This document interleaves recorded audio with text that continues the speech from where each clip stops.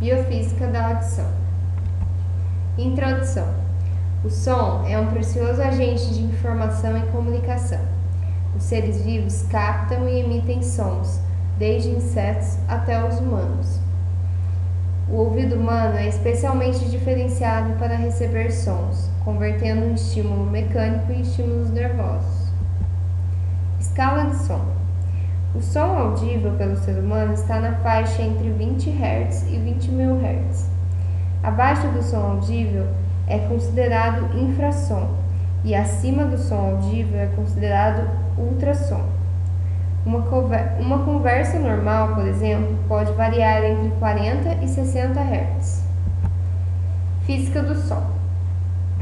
O som pode ser representado por um movimento ondulatório com pulso longitudinal e pode ser visto levando em consideração dois aspectos: perturbação material e representação com movimentos de ondas. Na perturbação material, o exemplo mostra um oscilador vibrando e sua energia é transmitida pelo ar como ondas de compressão e rarefação. Nesse caso, o som se propaga como esfera sonora e sua energia vai diminuindo de acordo com a distância. Representação com movimentos de ondas. Neste caso, uma pedra é lançada no centro de um tanque com água e aparecem dois movimentos ondulatórios: ondas mecânicas da água, visíveis, que elevam e abaixam a superfície e se propagam em círculos concêntricos, e ondas sonoras, invisíveis, que se propagam por compressão e descompressão de zonas líquidas. Características físicas do som.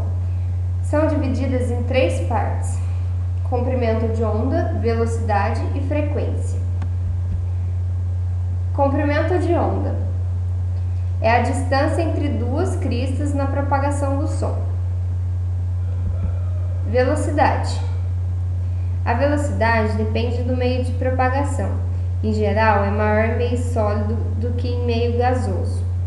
Ou seja, quanto mais denso, maior a velocidade de propagação. Frequência. É a característica que distingue se um som é agudo ou grave. Características fisiológicas do som. Acústica. O som físico percebido pelo ouvido pode ser definido por três características: altura, timbre e intensidade. Altura. Ao contrário do que muitos pensam, a altura não está relacionada ao volume, e sim com a frequência do som, que são classificados em graves com baixa frequência e agudos com alta frequência. Timbre. É a qualidade que diferencia sons de mesma altura e de mesma intensidade, mas que são produzidos por fontes sonoras diferentes. O timbre de um som depende do conjunto de sons harmônicos. Intensidade. Está relacionada ao volume. A fórmula da intensidade está diretamente ligada à potência sobre a área, que é inversamente proporcional, ou seja, quanto maior a distância da fonte, menor a intensidade sonora. Funções do aparelho auditivo. As funções do aparelho auditivo estão relacionadas à conversão de ondas sonoras em impulsos elétricos, que são enviados ao cérebro, onde causam a sensação psicofísica da audição, percepção de movimento e de posição de uma pessoa. Cada parte do aparelho auditivo tem uma função específica para interpretar o som. A biofísica do aparelho auditivo. O aparelho auditivo é dividido em três partes: ouvido externo, ouvido médio e ouvido interno.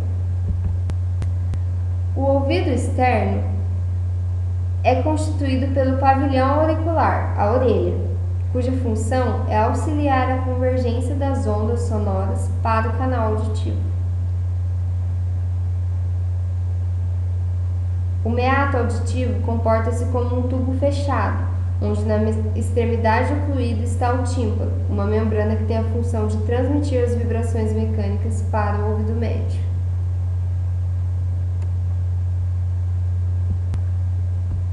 Ouvido médio. É constituído no tímpano por três pequenos ossos: o martelo, a bigorna e o estribo, e a janela oval.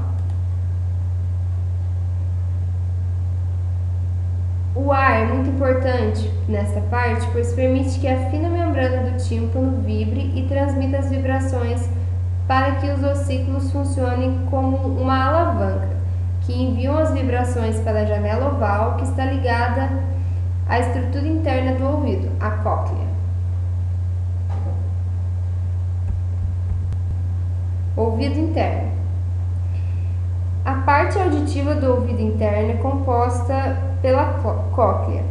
A outra parte é o labirinto, que está ligado às funções de equilíbrio. A cóclea é um sistema de tubos preenchido por um líquido, a perilinfa.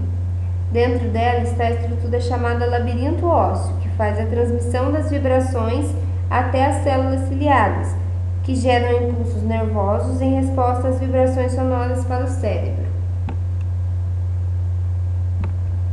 Anomalias na audição. Podem ser agrupadas em dois grupos gerais: surdez de condução e surdez nervosa. A surdez de condução pode ocorrer até por causas simples, como obstrução do meato por cerúmen, ou causas mais sérias, como lesões destrutivas dos ossículos. E a surdez nervosa é mais grave, especialmente se as lesões são irreversíveis. Ela pode resultar de infecções que destroem as estruturas da cóclea ou por lesão no nervo óptico.